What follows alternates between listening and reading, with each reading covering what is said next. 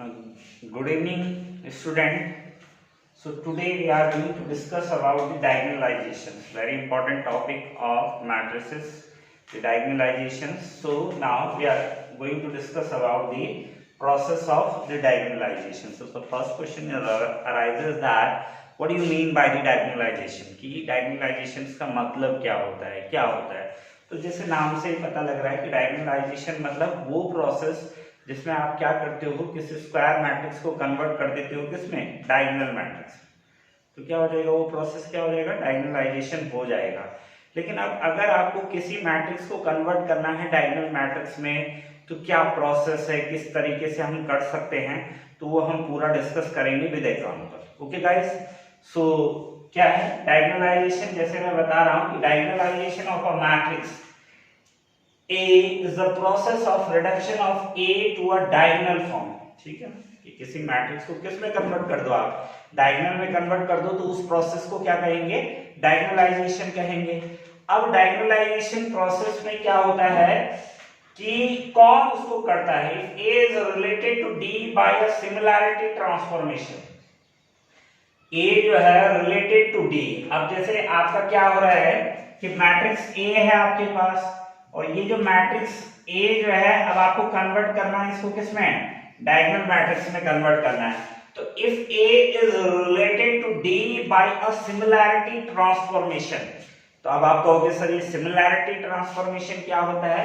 तो similarity transformation क्या है कि ये जो D है, ये जो डायगोनल मैट्रिक्स आपका बनना है, तो इसमें दो मैट्रिक्स बहुत इंपॉर्टेंट रोल निभाते हैं।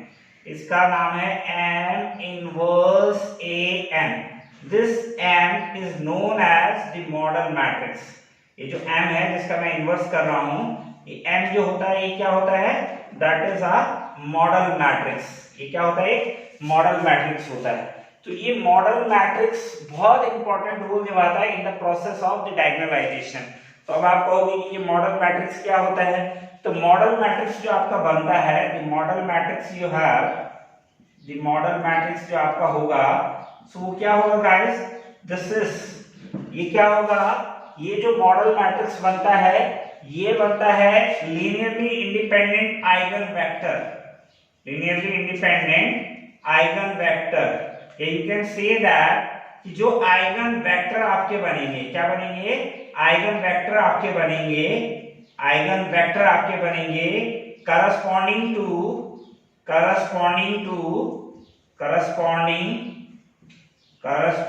To eigenvalue of A।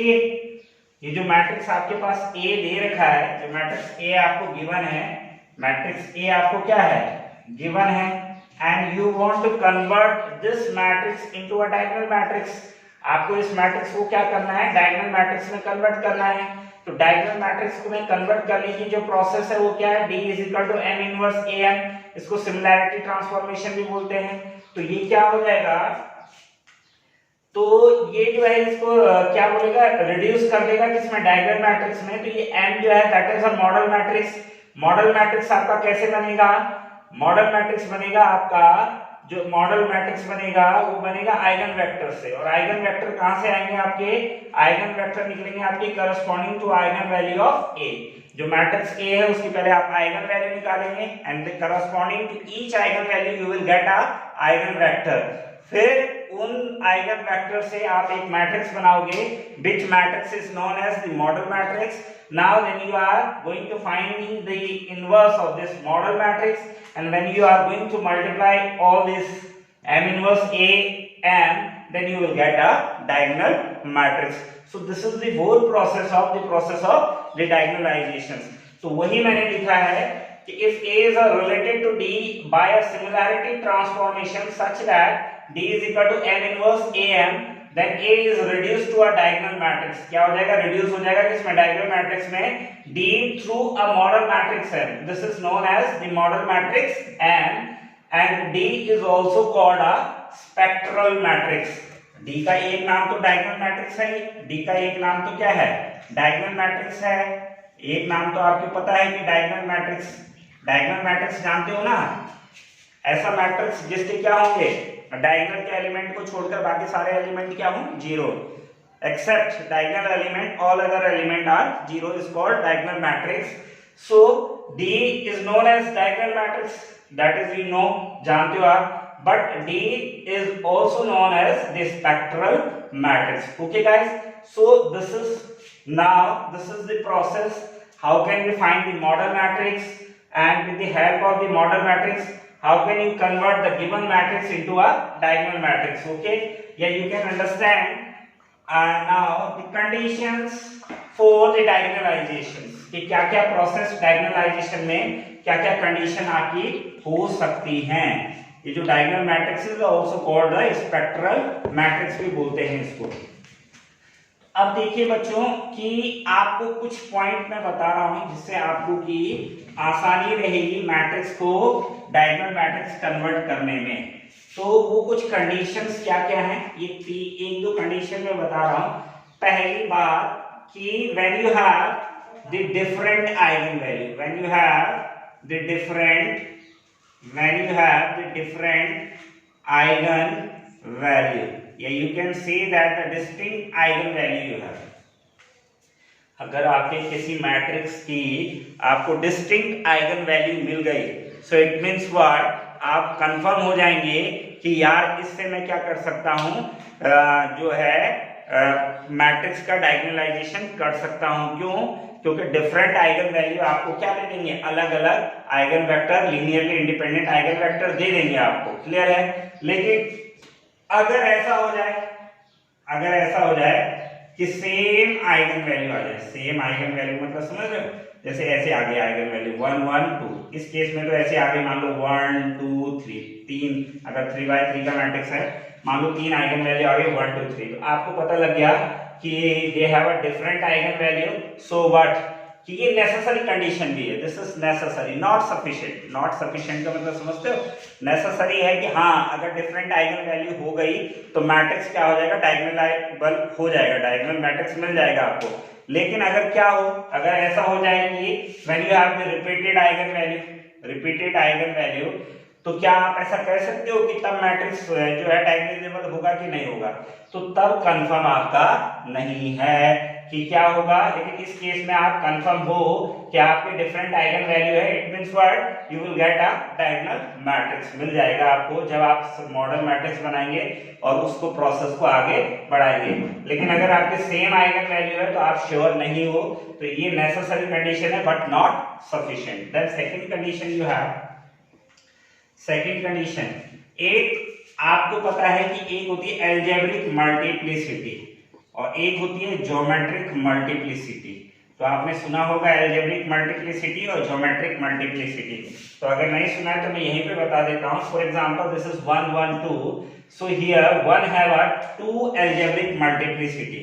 1 की जो अलजेब्रिक मल्टीप्लिसिटी है, algebraic multiplicity of 1 is 2 here. कितनी है? 2 है यहाँ पर, क्योंकि 1 कितनी बार आ रखा है, 2. And what about the geometric multiplicity of 1? तो ज्योमेट्रिक मल्टीप्लिसिटी ऑफ 1 जो आएगी कि इससे आपको कितने लीनियरली इंडिपेंडेंट आइगन वेक्टर मिलते हैं, मतलब 1 से आपको कितने लीनियरली इंडिपेंडेंट आइगन वेक्टर मिलते हैं, that is called the geometric multiplicity. तो आपको एक चीज ध्यान रखना है कि अगर आपका अलजेब्रिक मल्टीप्लिसिटी और ज्योमेट्रिक मल्टीप्लिसिटी इक्वल हो जाए, अगर आपकी अलजेब्रिक मल्टीप्लिसिटी और ज्योमेट्रिक मल्टीप्लिसिटी इक्वल हो जाए तो जो मैट्रिक्स है वो डायगोनलाइज हो जाएगा. क्लियर है? ओके गाइस, अगर आपका अलजेब्रिक मल्टीप्लिसिटी, जैसे यहाँ पर इसकी अलजेब्रिक मल्टीप्लिसिटी कितनी है, 2 है, और इसके लीनियरली इंडिपेंडेंट आइगन वेक्टर भी कितने बन जाए, 2 बन जाए इनसे, तो तब उसकी ज्योमेट्रिक मल्टीप्लिसिटी भी 1 की कितनी हो जाएगी, दैट इज 2. तो 2 और 2 इक्वल हो जाएगा, तो आपका क्या हो जाएगा, ये डायगोनलाइजेबल हो जाएगा, यानी आप you can get a diagonal matrix.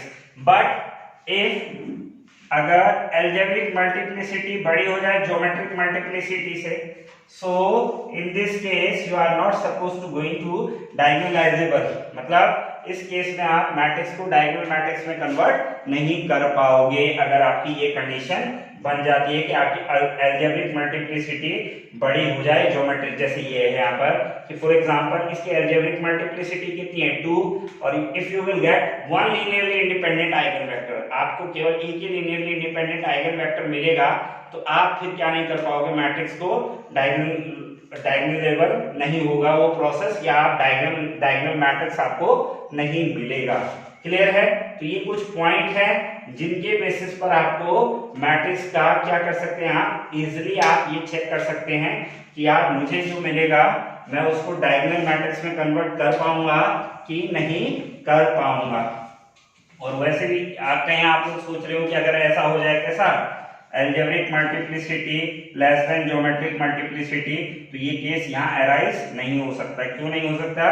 क्योंकि algebraic multiplicity is always going to greater than geometric multiplicity, और इक्वल भी हो सकती है, यानी अलजेब्रिक मल्टीप्लिसिटी जो है या तो ज्योमेट्रिक मल्टीप्लिसिटी से बड़ी होगी या बराबर होगी। तो जब बड़ी होगी तब तो आप डायगोनल मैट्रिक्स आपको नहीं मिलेगा, लेकिन अगर अलजेब्रिक मल्टीप्लिसिटी और ज्योमेट्रिक मल्टीप्लिसिटी इक्वल हो गए so you will get a diagonal matrix. Okay guys, so now let me start now. So for example मैं आपको एक एग्जांपल लेके समझाता हूं, उससे आप ज्यादा समझेंगे कि किस तरीके से हम इस चीज को स्टडी कर सकते हैं। फॉर एग्जांपल मान लीजिए matrix A we have 1 1 1 1, okay, and now we want to convert this matrix into a diagonal matrix। हम इस मैट्रिक्स को किस में कन्वर्ट करना चाहते हैं, डायगोनल मैट्रिक्स में कन्वर्ट करना चाहते हैं। So first of all that is A minus lambda I। So A minus lambda I is equal to कितना हो जाएगा, this is 1 minus lambda, this is 1 1 and this is 1 minus lambda। okay guys, now for characteristics equation you have A minus lambda I is equal to 0, so therefore कितना हो जाएगा, this is 1 minus lambda, then 1 1 1 minus lambda and this is 0, then you have कितना हो जाएगा ये आपके पास 1 minus lambda का square, ये इधर आ जाएगा, and then minus 1 ये इधर चला जाएगा, is equal to 0, so 1 plus lambda square minus 2 lambda minus 1 is equal to 0 you have, so 1 lambda, that is lambda minus 2 is equal to 0, so you have now lambda is equal to 0 and lambda is equal to 2, so it means what, you have now two different eigen value। okay guys, आपके पास कितनी different eigen value आ गई, दो आ गई, distinct आ गई। तो अब आप sure हो गए कि यार इनसे जो हमारा मॉडल मैट्रिक्स बनेगा वो उस मैट्रिक्स को कन्वर्ट कर देगा किसमें, डायगोनल मैट्रिक्स में। किस मैट्रिक्स को, द गिवन मैट्रिक्स ए को वो डायगोनल मैट्रिक्स में क्या कर सकता है, कन्वर्ट कर देगा। सो नाउ तो पहले हम क्या निकालेंगे, आइगन वेक्टर निकालेंगे। तो आइगन वेक्टर जो निकालेंगे, तो आइगन वेक्टर कैसे निकलता है, तो आइगन वेक्टर जो निकलता है पहले corresponding to lambda is equal to 0 हम निकालते हैं। तो corresponding to lambda is equal to 0, so you know that A minus lambda I and this is x1 is equal to, this is null matrix, okay, 0, so A minus lambda I, so A minus 4 lambda is equal to 0, 4 lambda is equal to 0, यानी जहां जहां पर lambda है उसकी जगह आप 0 रखेंगे, so then you will get 1, this is 1 you have, this is 1 and 1 minus lambda, that is 0, this is 1 and x1, this can be written as x1 x2 and this is 0 matrix, you have 0 0, okay guys, now this can be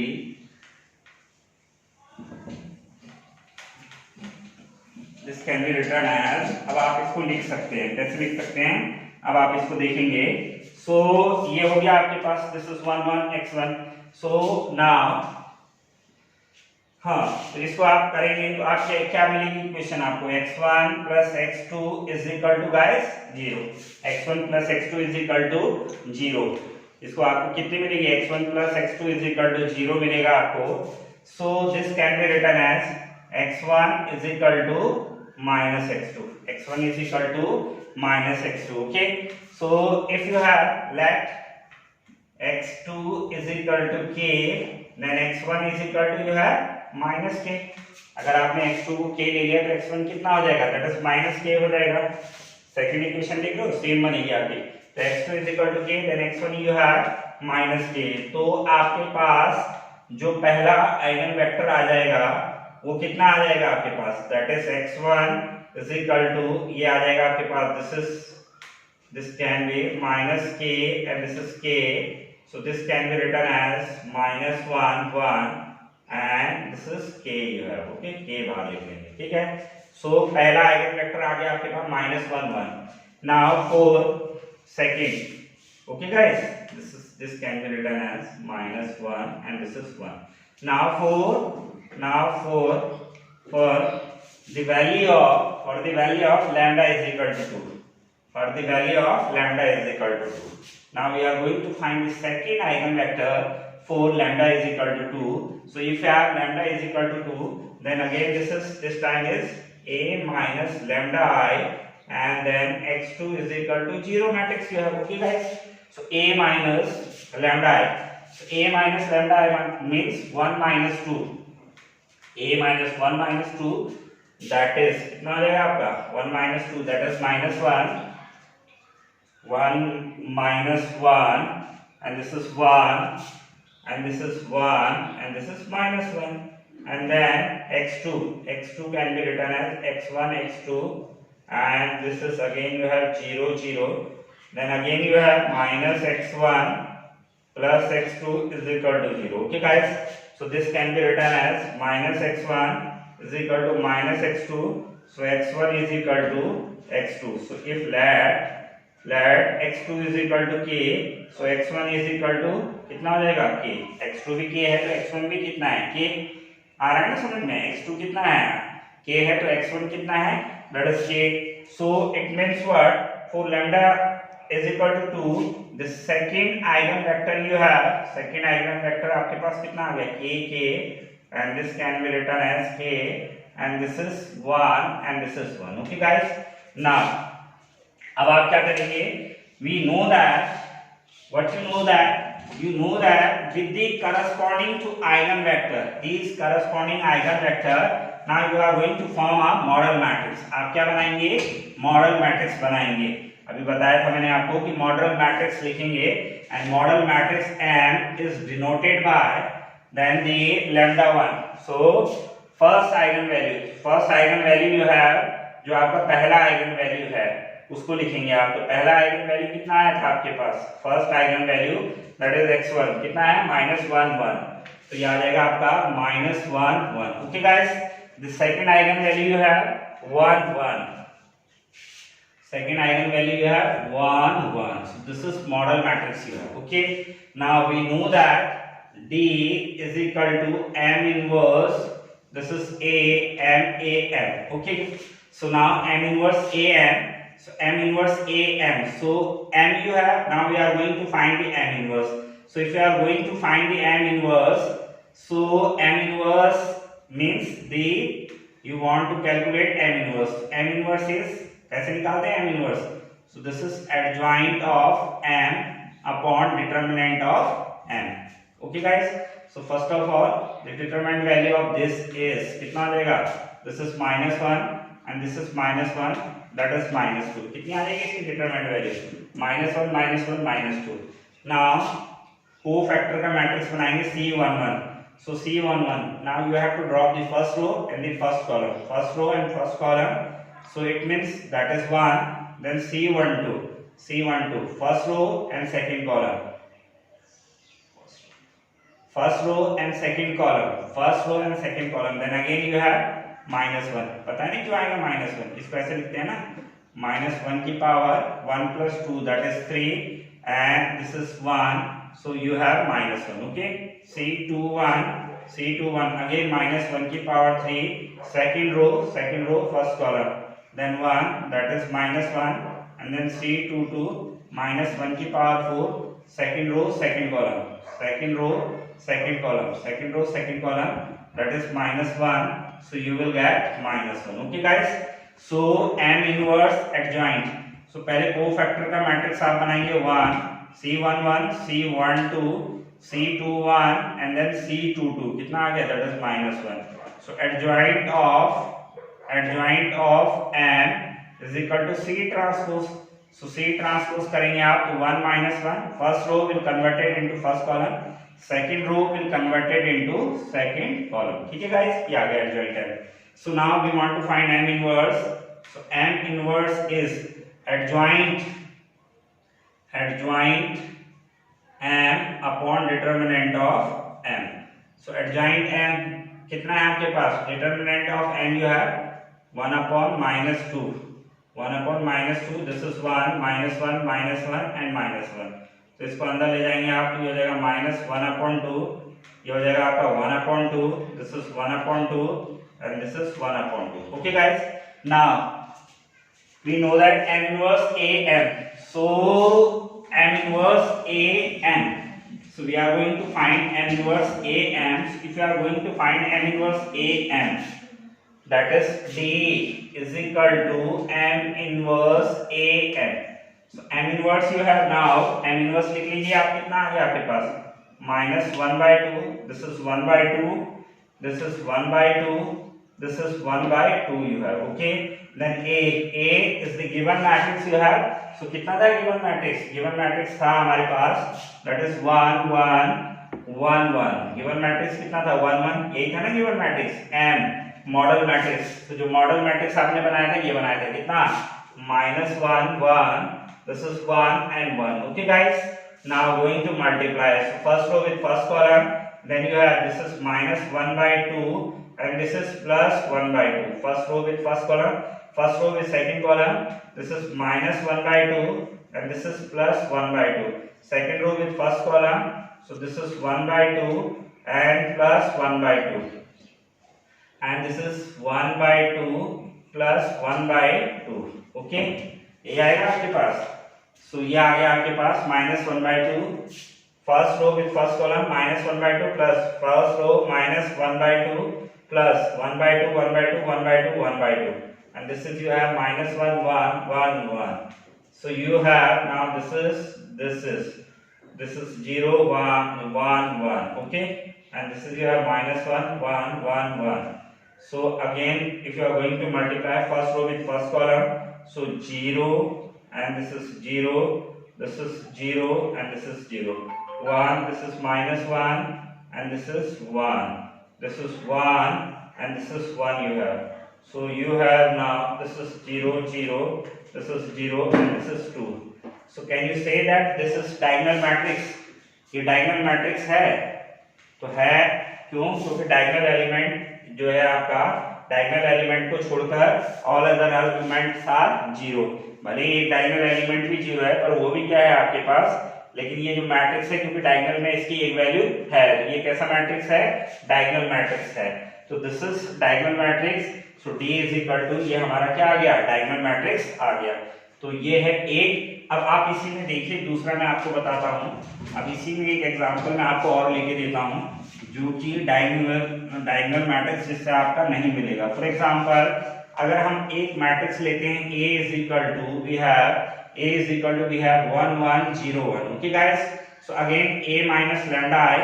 So A minus lambda I is 1 minus lambda. This is 1. This is 1 minus lambda. Okay. So A minus lambda I is equal to 0. Every square matrix has its own characteristics equation. Cayley Hamilton theorem है. तो ये आ जाएगा आपका 1 minus lambda. This is 1 0 1 minus lambda. So again you have, ये कितना आ जाएगा? 1 minus lambda का square and this is 0 is equal to 0. So 1 minus lambda is equal to 0. So lambda is equal to 1 comma 1.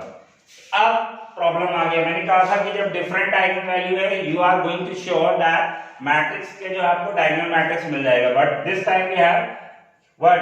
Repeated eigenvalue. इसमें हम confirm नहीं है कि हमें डायगोनल मैट्रिक्स मिलेगा कि नहीं मिलेगा. हमें पूरा प्रोसेस में जाना पड़ेगा. तो पूरा प्रोसेस में जाना पड़ेगा.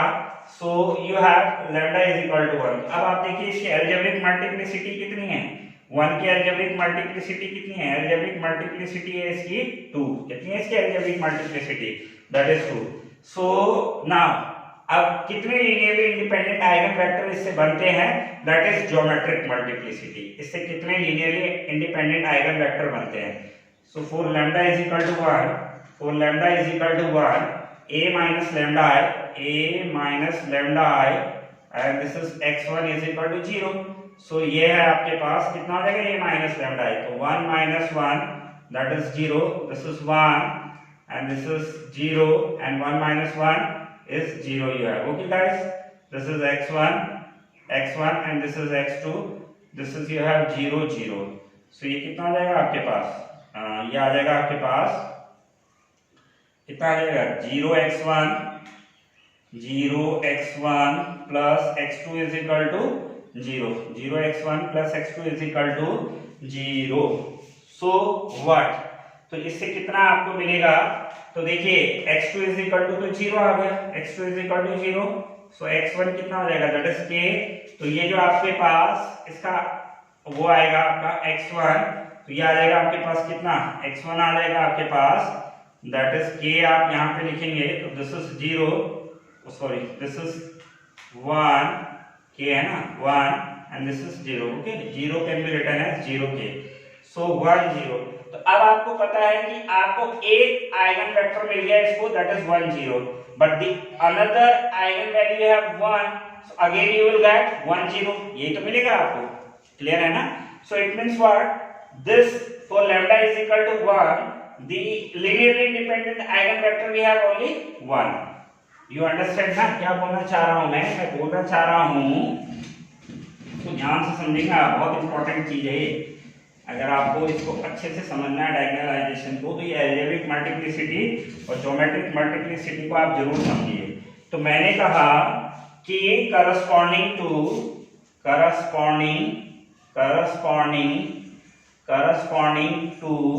lambda is equal to 1. now we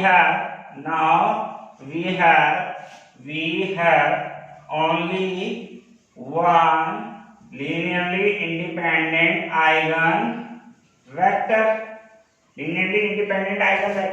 and corresponding to any eigen value, how many linearly eigen vector you have, that is geometric multiplicity.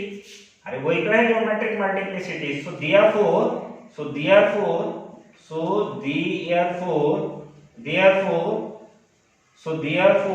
we can say that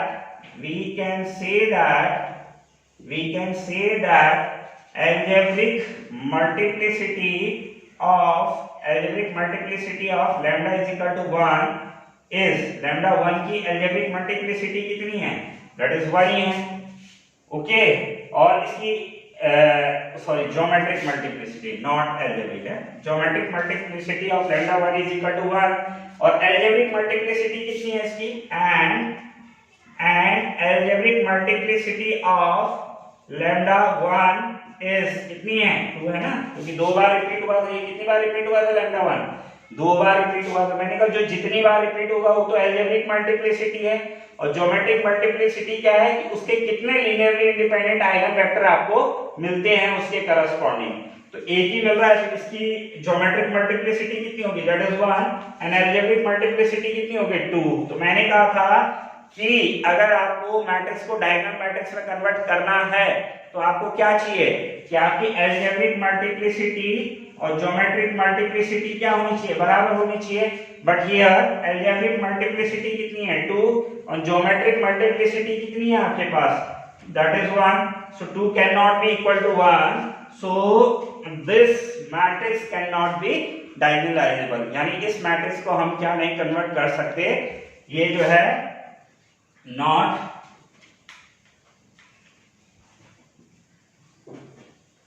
इसको जो है डायगोनलाइजेबल नहीं है, या इसको डायगोनल मैट्रिक्स में कन्वर्ट नहीं कर सकते. क्यों, क्योंकि डायगोनल मैट्रिक्स में कन्वर्ट करने के लिए अलजेब्रिक मल्टीप्लिसिटी और ज्योमेट्रिक मल्टीप्लिसिटी क्या हो जाएगी आपकी, बराबर आनी चाहिए. और यहाँ पर अलजेब्रिक मल्टीप्लिसिटी 2 है और ज्योमेट्रिक मल्टीप्लिसिटी यू हैव 1. और चाहे तो आप इसको निकाल के भी देखिए, अब दूसरा मैट्रिक्स भी यही आएगा 1 1, फिर उसका मॉडल मैट्रिक्स बना लो आप. अगर आपको पूरी प्रोसेस में जाना है तो जैसे ये 1 0 आ गया, फिर दूसरा भी क्या आ जाएगा 1 0. तो उसकी कंडीशन ही यही है कि corresponding to how many linearly independent eigen vector. जब तक लीनियरली इंडिपेंडेंट आइगन वेक्टर नहीं बनेंगे, वो मॉडल मैट्रिक्स जो बनता है वो लीनियरली इंडिपेंडेंट आइगन वेक्टर से बनता है. तो ये तो लीनियरली डिपेंडेंट हो जाएंगे 1 0, दूसरा भी कितना आ जाएगा 1 0, तो वो तो लीनियरली डिपेंडेंट हो जाएंगे. लेकिन अगर आप बना भी देंगे, मान लो आपको ये एग्जाम में ये नहीं और आपने उसी प्रोसेस से चले गए तो आपका डायगोनल मैट्रिक्स आपको नहीं मिलेगा, आप उसको कन्वर्ट करके भी देख सकते हैं, जो मैंने पहले वाली प्रोसेस को अडॉप्ट किया है कि आप इसके करस्पॉन्डिंग में निकालिए, दूसरे के करस्पॉन्डिंग में निकाल लीजिए, मॉडल मैट्रिक्स बना दीजिए, उसका इनवर्स निकाल दीजिए and then going to multiply, then you are not suppose to get a diagonal matrix. ठीक है, तो ये बहुत इंपॉर्टेंट टॉपिक है, आप इसको समझिए और इस चैनल को लाइक करिए, सब्सक्राइब करिए, और हमारा एक फेसबुक पेज भी है doctor Mukesh Nautiyal maths classes, उसको भी आप फॉलो करिए सारे वीडियोस के लिए। Thank you.